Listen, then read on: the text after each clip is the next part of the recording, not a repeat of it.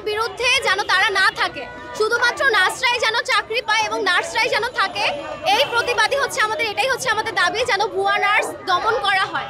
আমরা ৮-৯ লাখ টাকা খরচ করে নার্সিং পড়তেছি, এত বছর ওয়েস্ট করলাম, করার পর আমাদের স্যালারি আসতেছে কত?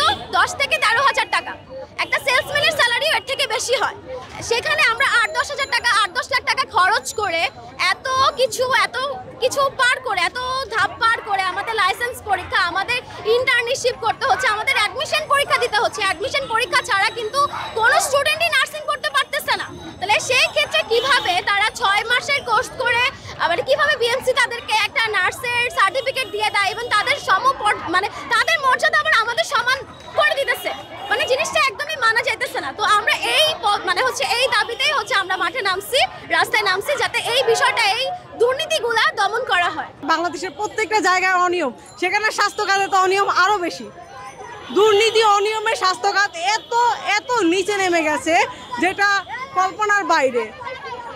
এই দুর্নীতির কারণে আমাদের নার্সদের যে ক্ষতি হয়েছে আর স্বাস্থ্য সমাজের যে মানে সমাজের স্বাস্থ্য ব্যবস্থার যে ক্ষতি হয়েছে সেটা আপনারা কেউ পূরণ করতে পারবেন না।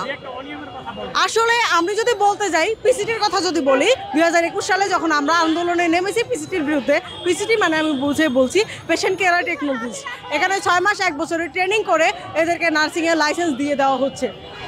এটা হচ্ছে কারিগরি বোর্ডের আন্ডারে। তো আমাদের কারিগরি বোর্ডের আন্ডারে থাকা সত্ত্বেও আমাদের বিএনএমসি থেকে এটা দেওয়া হচ্ছে। আমাদের হাইকোর্টে যখন আপিল করলাম সেখানে আমাদের বিপক্ষে রায় এসেছে। আপনারা একবার ভেবে দেখেন আমাদের বিপক্ষে কিভাবে রায় আসে, এটা যদি সঠিক বিচার হয়ে থাকে। আমি চাই যে এটা আবার নতুন করে